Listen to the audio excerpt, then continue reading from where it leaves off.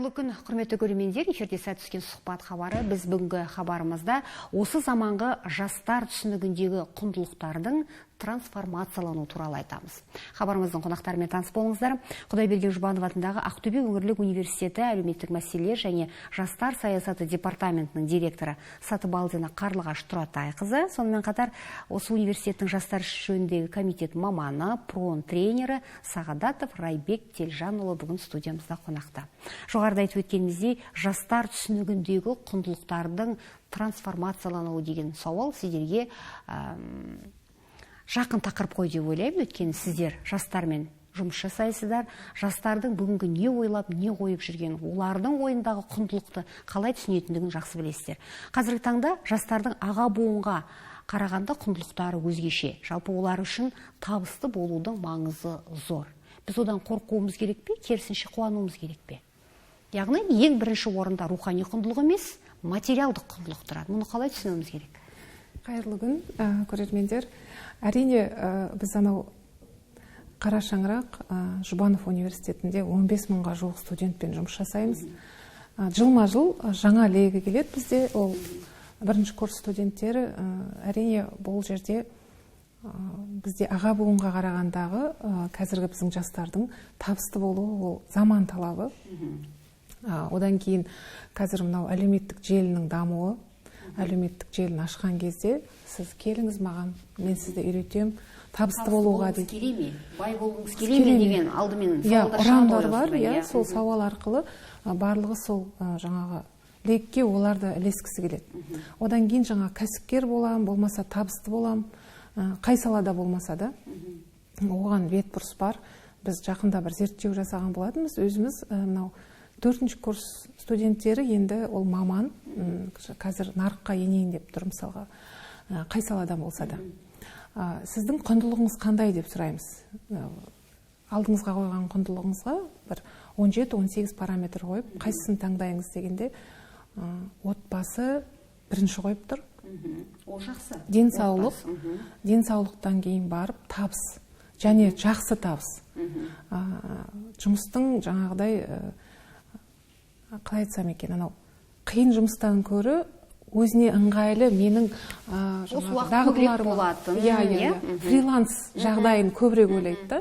Ал енді бірінші курс арасында өткізсек, ең бірінші өзінің алдына қоятыны отбасы емес.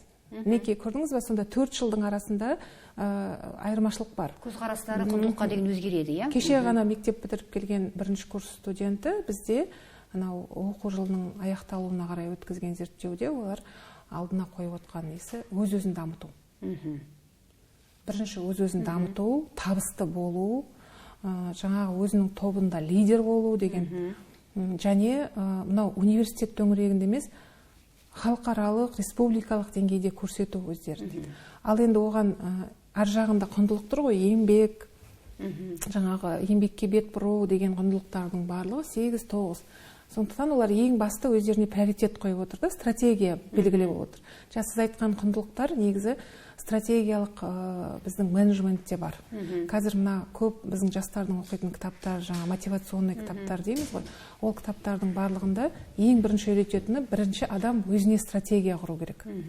Сол стратегияның ішінде өзінің миссиясы бар, өзінің құндылықтары бар. Стратегиялық жоспары қанша уақытқа арналу керек? Ең идеальный 5 жыл, 3 жыл. Бірақ оның барлығы жылма-жыл өзгеріп тұрады.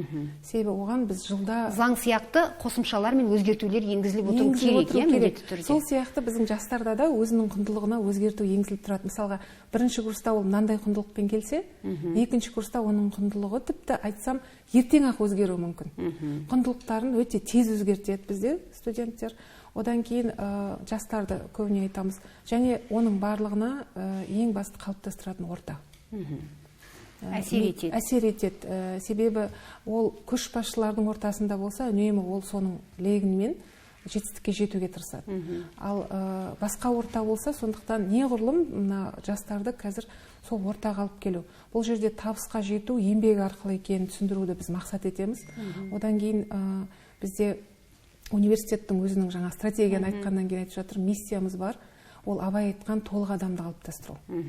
толық адам деген енді қазіргі біз айтамыз ғой, классиканы оқу азайып бара жатқанмен, бірақ соны біздер сол жаңағы жаңа форматта көрсету балаларға. Толық адам деген кім? Ол парасатты адам, жан-жақты адам, білімді адам, тұлға болып қалыптасқан адам. Бірақ классиканы оқымай біз толық адам қылып қалыптастыра аламыз ба деген сұрақ туындайды ғой. Біздің қазір жоғары класс оқушыларын оқитыны да сол психологиялық кітаптар, студенттеріміздің де оқитыны сол психологиялық кітаптар. Біздің өзіміздің қызығушылығымыз арта бастады бұл кітаптарға.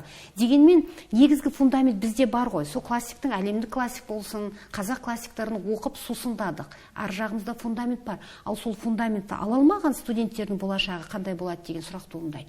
Толық тұлға болып осы тұрғыда қалыптаса ала ма? Ол үшін мен ойлаймын, осының барлығы үшін қазір мына университеттер жұмыс жасап жатыр. Бізде мектеп төңірегінен олар Мұқағали, жаңа Бауыржан Момышұлының шыққан мықты туындыларын оқып келген баланың оның алдына қойған құндылықтар бөлек. Сондықтан әрине ең бірінші білім керек. Қазір бүкіл әлем былай деп жатыр, диплом қажет емес. Тренингтерді өткізіп алып, құндылықтар жинап, өзіне табысты болуға болады дейді. Ситуационный менеджмент, ситуационный лидер деген бар ғой, жаңа харизматичный көшбасшы деген бар. Осылардың бәріне көбірек соған бет бұрыс бар. Бірақ дегенмен, бірақ бұл ұзаққа созылатын процесс деп ойлайсыз ба? Міндетті түрде білім керек. Қазіргі жаңағы тренерге, мен тренермін, мен сізді мобилографияға үйретемін деп, бізде бір студент бар, мобилографиямен айналысады. Ол өзінің сол салада табысты. Оған жаңағы ұсыныстар келіп түсіп атады. Ол жаңағы телефон арқылы видео түсіруді үйретеді. Бірақ енді ол сол саланы білгенмен, ол қосымша сен не білуің керексің деген, біздер анау Назарбаев интеллектуалдық мектептердің, университеттің трансляцияған жаңа 100 оқылатын кітаптар деген бар ғой. Сол сияқты университетте де жаңа берілген ең базовый кітаптар бар, соны оқу керек. Көшбасшы болғың келеді ма? Сен наны білуің керексің. Одан кейін Мұхтар Арынның 5 анық деген кітабы бар. Бұл туралы бізде Райбек Тілжанұлы көп осымен зерттеулер жүргізген, өзінің ғылыми жетекшілерімен. Біздер онда ең басында кітаптың былай делінген ғой, сен қазақсың, сен өзің қазақ екеніңді білесің, бірақ сен қазақ болғандықтан 5 нәрсені білесің ба, сол қазақтың дәстүрін білесің ба, сен толық оның тілін білесің ба, толық сен. Одан кейін сен оның дінін білесің ба, оның тұрған тұрғылықты жер туралы не білесің. Соны білген арқылы ғана сен басқа елді біле бастайсың. Сен басқа адамды білем деп айтпа, себебі сен өзіңнің кім екеніңді білмейсің дейді. Сондықтан біздер жаңағы осындай элементарный выжимкалер арқылы тәрбиелеуге тырысамыз. Себебі қазір клиповое мышление. Қазір анау жаңағыдай выжимка арқылы қолданады көбіне. Балалар соны тез оқуды, қазір білімнің өзі гибридный болып бара жатыр. Ұзақ нәрсені оқымайды. Қысқа болу керек. Оқымайды. Сондықтан қаншалықты білім беру саласында қазір сіз жаңа дұрыс айттыңыз, трансформация болып жатыр. Сол жастардың легі трансформациялауға бүткіл педагогтар трансформалап жатыр. Себебі педагог алдына студенттерге сабақ берген кезде нені ескеру керек? Солардың дүние танымына сай дәріс бере білу керек. Өйткені жастардың трансформацияланып жатқан тұста бізде өзгеруіміз керек қой, дәріс беретін ұстаздар қауымы. 5 анық деп қалдық, Осы жерде Райбек Тілжанұлы айтыңызшы, клиптік дәрежеде ойлайтын мышлениясы бар деп айтып жатыр, Ал 5 анықты қаншалықты түсінеді? Біз қалай түсіндіреміз оны? Сол клиптік дәрежеде түсіндіруіміз керек қой. Біз 5 анықты берсек, ол өзі білесіз қандай кітап екенін, Бірақ та бұның бәрінде ең алдымен жаңағы бізде табысты деп жатыр қой. Табыс деген кезде рұқсат болса, мен кейбір нәрсемен келіспеймін. Бірыңғай материалдық құндылық емес. Мысалғы, жастар табысты болам дегенде, менің бойымдағы қабілетімді дамытам да, сол мамандық иесі атанып, аңыз атанам дейді. Мысалы қарағанда ол ең алдымен ақшаға бару емес, ең алдымен өзінің қажеттілігін қанағаттандыру, содан кейін соның артынан ақша келіп жатады. Мысалы, және де тағы бір нәрсе осы трансформацияға айтып жатқанда, және мен ойымша жастардың құндылығы өзгеру арқылы біз жаңа қоғамның құндылығы өзгеріп жатыр. Бұл мемлекеттің көздеген мақсаттарының бірі сияқты эволюциялық даму, революциялық емес, және сананың ашықтығы. Мысалғы бұрынғы заманда мысалға мен қазір өзімнің жастар жағымды қорғағым келеді. Бұрын заманда үй болу керек, көлік болу керек деген болды. Қазір жастарда шағын үй болса, минимализм дейді ғой. Мен сыртқа шығуым керек, қазір әлемді көруім керек. Әлемді көруім керек. Ол мысалға материалдық табыстылық емес, ол рухани табыстылық. Дұрыс айтасыз. Себебі сыртқа шыққаннан кейін оның танымы өзгереді. Оның қаншалықты дерек қорларына байланысты ол елдің жағдайын басқаша талдайды. Еркіндік сәйкесінше миының еркін өседі. Сондай бір қосымша қосқым келеді жаңағы. Дұрыс айтасыз, өйткені осыдан 10 жыл бұрын, 15 жыл бұрын студент атанғандардың түсінігінде үлкен зәулім үйі болса, үлкен көлігі болса, және үлкен той жасап, сол тойдың ішінде отырса, қазір мүлдем ойламайды жастар түсінігінде.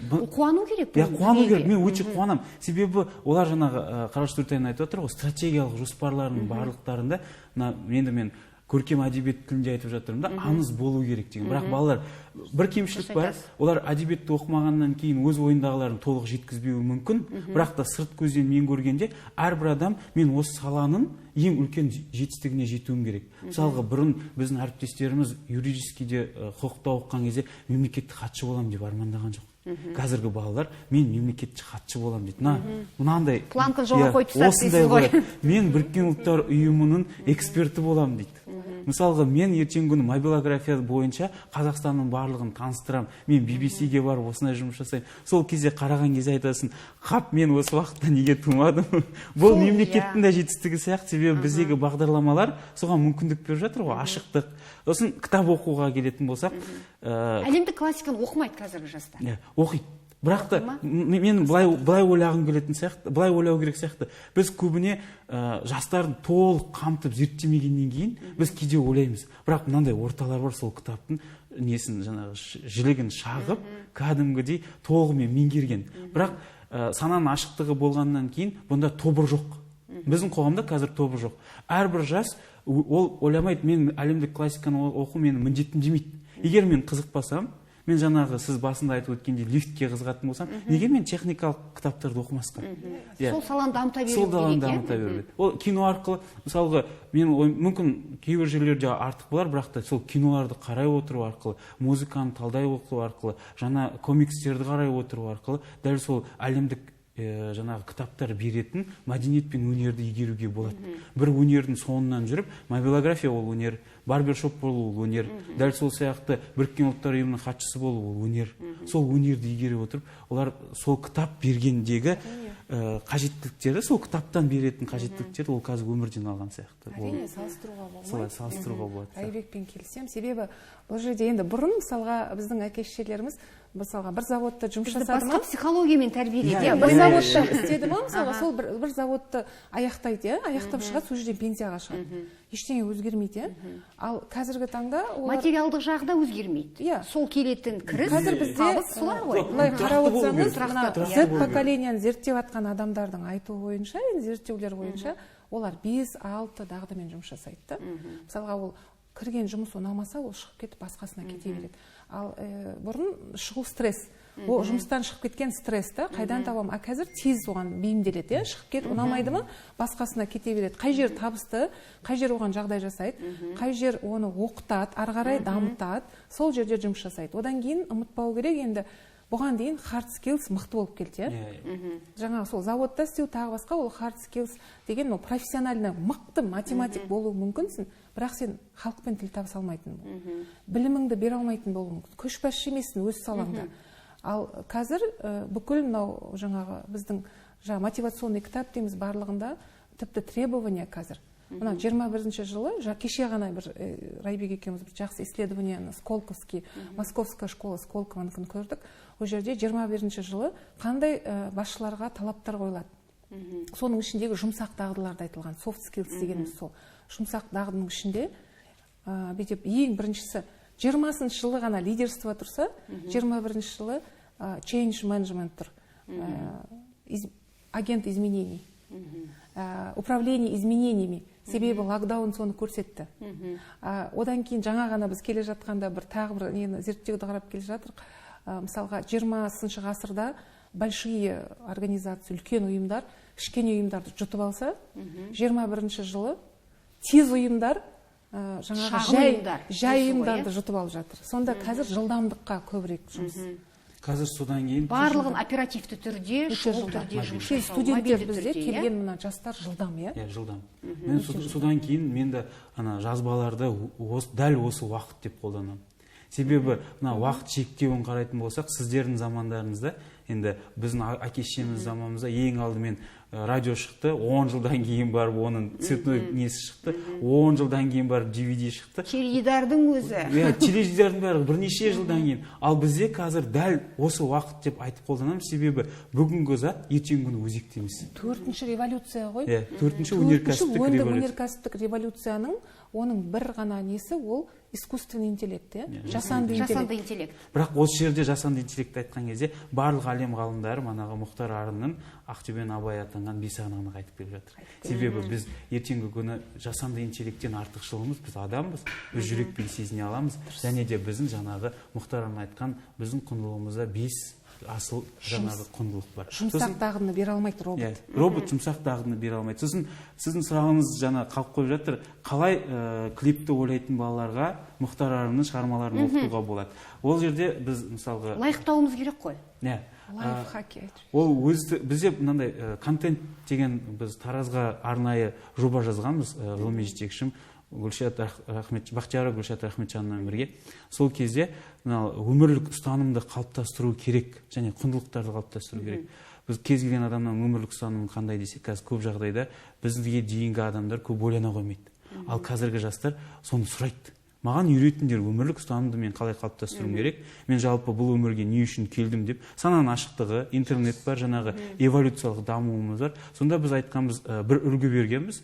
Мысалға өзіміз Құдайберген Қуанұлы Жұбановтың өмірлік ұстанымдарын талдап, содан кейін қадам-қадаммен тапсырмалары өте одай интернет веб-сайтта ол Мұхтар Арынның осы шығармалар жазғанда қандай өмірлік, соңындай келген кезде, талдаған кезде ол Жұбановтың өмірлік ұстанымын, Мұхтар Арынның өмірлік ұстанымын қалыптастырды. Екеуі де ұлы болды, екеуі де қазаққа қызмет етті. Түбі айналып кеткен кезде мен қазақ болдым. Тәжірибе, міне үлгі. Инсайт арқылы оқыту деген осы ғой. Сен инсайт бермесең, балалар оқымайды оны. Сондықтан сен қызықтыра білуің керексің. Ол қайдан шықты?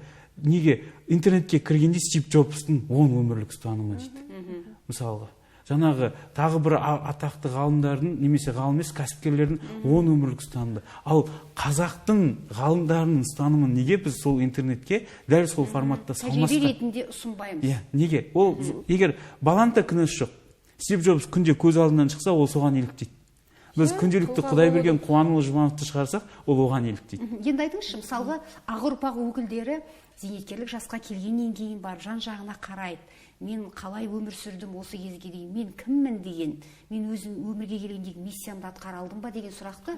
Ал қазіргі жастар керісінше, бірінші курста оқып жүріп өзінің миссиясын білгісі келеді, алдына қойған стратегиялық жоспарын білгісі келеді. Тез білгісі келеді, иә? Біздер биыл бір өзгешелік жасадық. Жалпы студенттік активті көтеру үшін жас жұбановшылар бастамасын бастадық. 1 миллион теңгеге әлеуметтік жобалар жарысын жасадық. Сол кездегі қайтадан сол трансформацияны көріп тұр қой. SMM таргетингке оқыту ұтып алған. Екіншісі жаңағы мусорды сұрыптау, эколайф, экоресайкл. Мысалға, одан кейін алып отырған QR қабырға, себебі олар абитуриент ретінде өздері қиындық көргеннен кейін қазір олар сол QR қабырға арқылы қандай мамандық бар, және соның ішіне мынадай алып қойып отыр, кім болып шығады оны бітіргеннен кейін. Соны талап етіп бүткіл облыстың 11 мектебіне сол стендтер орналастырып жатыр. Мысалға, біреулері әлеуметтік роликтер түсіріп жүр. Үшіншісі жаңағы баннерлерге мына әлеуметтік зорлық, зомбылық, қоғамдағы бар қиындықтардың бәрін суретке салып баннерлер келмекші облыс бойынша. Неке осындай проекттер арқылы да біз қандай құндылықтар олардың барлығын жаңағы қоғамда болып атқан неден қалып қойып жатқан жоқ. Барлық қиындықтарды түсініп отыр. Рухани жұтаң деп айта алмаймыз. Жұтаң деп айта алмаймыз. Соны көріп біздер түсіндік. Бұл студенттер, жастар болып жатқан жағдайды түсініп, соған неғұрлым жаңағы өздерінің тұлғасын дамытып, үлес қосқысы келеді. Бір жағынан тіл шамалы ақсайды, сосын жеткізе алмайды. Ал сосын көп ортаға барған кезде ана біз ең басты фактор ұлтты қалыптастыратын тіл болғаннан кейін олар шорқақ сөйлесе ар жағын тыңдамауға шамалы дұрыс айтасыз, өйткені құлақпен тыңдайды ғой көп жағдай, жеткізе білмеуі мүмкін. Жеткізе білмеу. Ал былай рухани бізді қуантқанбыз жаңағы жұбанушылар бастамалары дегенде, біз мынандай күтесіз ғой, енді бәрі соғыс болғың келмесе соғысқа дайындал дейді. Бізде олар әлеуметтік тұстарын ұмытып кетсе соған дайын болып отқанбыз, бірақ қуантқанды барлық жобаның барлықтарында олар қоғамға қызмет еткісі келеді. Сол мақсатта негізгі ортақ мүдделері бәрін біріктірген. Біз экологиялық мәдениетті дұрыстаймыз, біз өзімізден кейін інілерімізге жаңағы мамандық таңдауға көмектесеміз деген сияқты. Ал енді айтыңызшы, мысалы сауалнама бірінші курстың соңында жүргіземіз, соңғы курста жүргіземіз деп отыр. Сол сауалнама арқылы, бір бет парақ арқылы баланың психологиясын анықтауға болады. Қуанышты. Олардың осындай көшбасшылыққа, отбасын бірінші орынға қоюы өте қуанышты. Бірақ сол бір парақ қағаз арқылы да олардың болашағында барлығы әппақ емес қой тегістей. Олардың ішінде мәселе көп. Отбасындағы жағдай. Нені түсіндіңіздер? Қандай проблемалар көрінді осы тұста? Отбасындағы жағдай болуы мүмкін. Жаңағы өздерінің жеке көбіне жаңағыдай отбасын құрудағы белгілі бір дінге, ағымға, бет бұруынан, дәл осыны аңғаруға болады сауалнамадан. Көп нәрсе көру керек. Жалпы мынау құқықтық санасы қаншалықты дамыған ба, жоқ па? Сондай мынау қазір кибербезопасность дейміз ғой. Әлеуметтік желіні мықты күнделікті қолданғанмен оның ар жағында жауапкершілік бар екенін түсіну. Осындай мына зерттеулер жасаған кезде соны біз анықтаймыз да, соның алдын алу жұмыстарын жасаймыз. Міне мен сізді жаңа құқық бұзушылықтың алдын алу үшін дайындап жатырмын деп айтпаймыз. Соны анау білімге қатысты, тәрбиеге қатысты соны ұштастырып өткізген жаңа қазір анау ивент шараларды өткізгенде де соларды қосымша жаңағыдай бет бұрыс жасауға, сол қиындықтар болса отбасы жағдайында, басқа да бір жағдайларында қарым-қатынас құру, соған байланысты сол зерттеу арқылы біліп көмектесуге тырысамыз. Негізгі зерттеудің сол әдістемесі негізі сол үшін жаңағы бар проблемаларды алып шығу. Оның ішінде біраз дүниелер бар. Енді мынадай сауал. Біз жастарға сенеміз. Олардың өмірге деген құлшынысы, бірден миссиясын білуі, білгісі келетіндігі, білсем, көрсем деп Абайдың қара сөзінде айтқандай, білгісі келіп тұратын керемет жастар өсіп келе жатыр. Жастар қазір бір тілді емес, екі тілді емес, кемінде 3-4 тілді. Өте қуанышты. Ақ ұрпақ өкілдерін ол сатыға біз жатқыза алмаймыз. Және бір тілмен қалып қоймайды, қазір жазғы демалыстың өзінде қосымша басқа тілдерді меңгеруге, қосымша курстарға баруды жоспарлап отырады. Мұның барлығы біздің жаңа Қазақстанда бір керемет болашағымызда жас ұрпақтың өсіп келе жатқанын аңғаруға болады. Бірақ кемшін тұсы да бар ғой. Сіздер неден қорқасыздар осы тұста? Кемшін тұсы деп нені айтар едіңіз?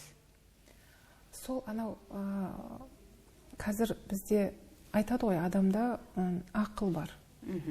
Ақыл бар, одан кейін сезім бар. Олар анау қаншама дүниені көріп жатады, мысалға дін жолы дейміз, жаңағы алдап арбау арқылы табыс табу деп, біз солардан көбіне шектегіміз келеді. Шектегіміз келеді. Одан кейін жаңа тіпті өмірлік жар таңдау мәселесін айтып жатамыз да, себебі ол да құнды дүние нәрсе, себебі отбасын құру. Осындай дүниелерді айтқан кезде барлығына електейді ғой олар. Соның ішінен соны електен өткізіп, мынау ақыл арқылы шешу, осыны біздер енді ең басты қылып аламыз. Себебі анау соның ішінен іріктеп өзіне дұрысын алу, дұрыс жолын алу. Сондықтан әрине қорқыныш бар. Жоқ емес, себебі терең білімсіз жаңағыдай өздеріне бір мамандық болмаса тренинг өткізіп барып басқа біреулерді, қазір бір ғана психологияны алайықшы, қазір бізде қоғамда психолог көбейіп кетті. Мысалға бар психолог, кәдімгі оқыған, күнделікті өз-өзін дамытып жатқан психологтар бар. Және бір-екі айлық курс қана біліп алған. Ал оны тыңдаған бала, студент, жас жеткеншек кім болады? Басқа жолға түсіп кетпейді ма деген нелер алаңдатады әрине. Сондықтан бұл тұрғыда біздер жұмыс жасаудамыз. Бұл қоғамның да, жалпы біздің ата-аналардың да барлығының алаңдататын жайт деп ойлаймын. Проблемасы деп айта аламыз, иә? Отбасы болуға асыға ма қазіргі жастар? Жалпы отбасы құндылығы дегенді, көп балалы болуды ойлай ма, жоспарлай ма? Өйткені мысалы дамыған елдерде 30-ға дейін көп үйленуге, немесе тұрмысқа шығуға асыға қоймайды. Мүмкін бізде сол жерге келерміз деген менде ой бар мысалы. қауіп бар. Иә. Қауіп бар. Бұл қауіп па, әлде керісінше адам өзі тұлғалық өзін қалыптастырып алып, сонан кейін барып жар таңдау деген ойды алу керек пе? Жалпы жастардың осы істегі көзқарасын білгім келеді. Мен өзім сол категориядамын. Әлі үйленген жоқпын. Бұйырса бірақ үйленемін осы жылы. Білмеймін, мен не себепті көп жүріп қалғанымды. Нешедесіз? Мен 27-темін. Жердің жасы, ердің жасы кеш емес деп ойлаймын, көп жүреді, барлықтары ең алдымен ол манағы басында айтқан, бұл біз содан кейін былай әлі де айтқым келеді, кез келген жағдайда бір шеңберде қарауымыз керек. Біз дәл қазіргі уақыттағы жастарды қарауымыз керек. Себебі балапанмен өскен жастар, олар қазірден бастап елге патриот. Олар қазірден бастап ұйықтағанда осылай кішкентай немерелеріңізді көрсеңіз, бізде ол болған жоқ. Ол балапанмен өсті. Сосын мен кейде қараған кезде іні қарындастарым сәйкесінше өткені деп әңгіме айтады. Ана үлкен аға буындар қарайды сосын. Ол көрген басқа ғой. Балапанмен өсті. Ол категорияны алмауымыз керек та. Бірақ біздің қазімізде, сіздің келісем, ол екі жақты процесс болуы мүмкін. Денсаулық жағдайына байланысты мен өзім кей уақытта ойланамын, неге көп жүрдік, қалай жүрдік. Көп жүрген уақытта қыз балаларға ол қауіп болуы мүмкін дейді. Себебі жаңағы денсаулық физиологиясына байланысты. Сол себепті тез үйленуге тырысу керек деп. Кейбіреулері жарасып кету үшін темірді қызған уақытында жас болғанда байқалмай жарасып кетесіңдер деп те айтып жатады. Содан кейін тағы да бір нәрсе, ол егер сен өзіңнің сол бірге болашаққа бағыттаған жарыңды таба алсаң, екеуін бір жерге қарасаңдар, бір терезеге, онда сіздер жақсы отбасы боласыздар. Ал егер ер азамат немесе қыз бала терезеге қарап, болашағына қарап, біреу басқа бір терезеге қарайтын болса, онда ол тағы да үйлесім таппайды.